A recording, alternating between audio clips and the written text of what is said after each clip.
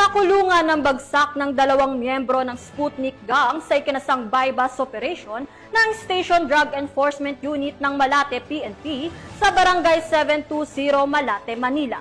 Nakatutok dyan si Police Corporal Abigail Rojas.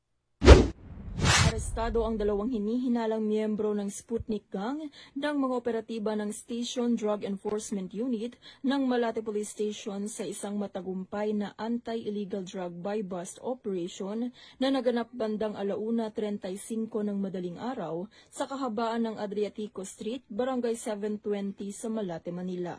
Kinilala ang mga suspect na sina alias CJ, 22 taong gulang at alias Jen, 25 taong gulang.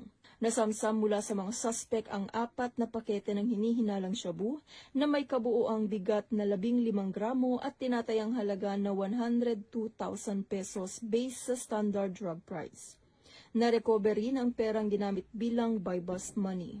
Sila ay kasalukuyang nakakulong sa detention facility ng Malate Police Station habang inihahanda ang kasong paglabag sa Sections 5 at 11, Article 2 ng Republic Act 9165 o Comprehensive Dangerous Drugs Act of 2002 na isasampa sa Manila City Prosecutor's Office para sa kanilang inquest proceedings. Mula dito sa Metro Manila, ako po ang inyong PNN correspondent, Police Corporal Abigail Rojas. Alagad ng batas, tagataguyod ng Balitang Pulis.